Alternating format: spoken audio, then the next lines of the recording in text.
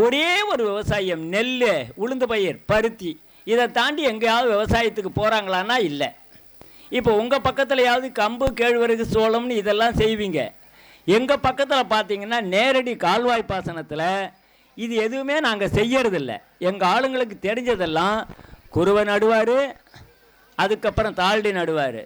குருவை நட முடியாத நிலத்தில் சம்பா நடுவாங்க, அதுக்கப்புறம் உளுந்து பயிர். அதுவும் அறுவடை மிஷின் வந்ததுக்கப்புறம் உளுந்து பயிர் முறையாக விளையிறதுங்கிறதே போயிட்டுது. இந்த இப்போ எனக்கு உளுந்து பயிர் விரைச்சேன், எடுக்கிற செலவு கூட உளுந்து பயிர் ஆகலை.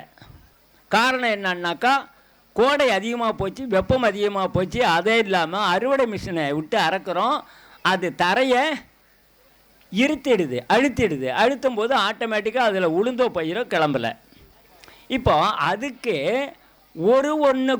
ஒன்றுக்கும் ஒரு மாற்றம் நாம் கொண்டுட்டு வந்தால் தான் நாம் ஜெயிக்க முடியும். இப்போ விவசாயத்திலேயே செலவில்லாமல் சிரமம் இல்லாமல் பணம் சம்பாதிக்கிறதுனா அது மீன் வளர்ப்பு. இப்போ இந்த மீன் வளர்ப்பை நம்ம செய்கிறோம். ஒரு குளம் வெட்டியாச்சு, குளம் வெட்டுறது மட்டும்தான் உங்களுக்கு செலவு. அதுக்கப்புறம் மூலதன செலவு, அதுக்கு ஒரே தடவை தான் செய்ய போகிறோம். அதுக்கப்புறம் வர்ற செலவுகள் எதுவும் பெருசாக இருக்காது. அதில் ஒரே ஒரு செலவு மீன் குஞ்சு. ஒரு சிலர் நான் 5 ரூபாய்க்கு மீன் குஞ்சு வாங்கினேன்பாங்க. அது மாதிரிலாம் கூடாது. 1.5 ரூபா 2 ரூபா, அதிகபட்சம் 2 ரூபா ஒரு குஞ்சுன்னு வாங்கினா 1000 குஞ்சு 2000 ரூபா தான்.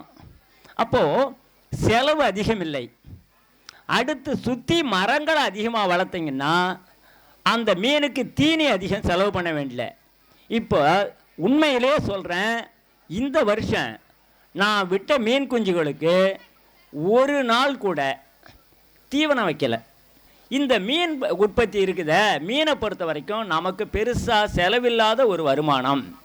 மற்றதுக்கெல்லாம் லேபர் அதிகம் வேணும், இந்த மீனுக்கு அது தேவையில்லை. அதனால் இந்த மீனை வளர்க்குறோம். சரியா, இந்த மீனுக்கு வேறு உணவு என்ன கொடுக்கலாம்? மீன் குளத்தில் ஒரு சின்ன கொட்டகை போட்டேன். அந்த கொட்டகையில் கோழியை வளர்த்தேன். கோழி அது மேலே வளர்ந்துக்கிட்டு இருக்கு. அந்த கோழி முட்டை போடுறத நாங்கள் சாப்பிட்றோம், அடை வைக்கிறோம், யாராவது வந்து கேட்குறவங்களுக்கு முட்டை கொடுக்குறோம். அப்போது அதிலிருந்து கோழியிலேருந்து ஒரு தீனி கிடச்சிடுது. அது இல்லாமல் அந்த கழிவுகள் மீனுக்கு உணவாயிடுது.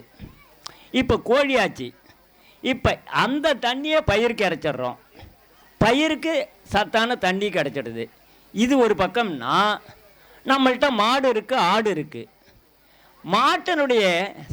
மாட்டினுடைய பலன் பால் தான் நினச்சி நம்மளை அந்த டெண்டன்சிக்கு, அந்த மனோபாவத்துக்கு கொண்டாமல் இருந்தால் பாருங்கள், அதுதான் கார்ப்பரேட்காரன் செய்த மிகப்பெரிய சதி.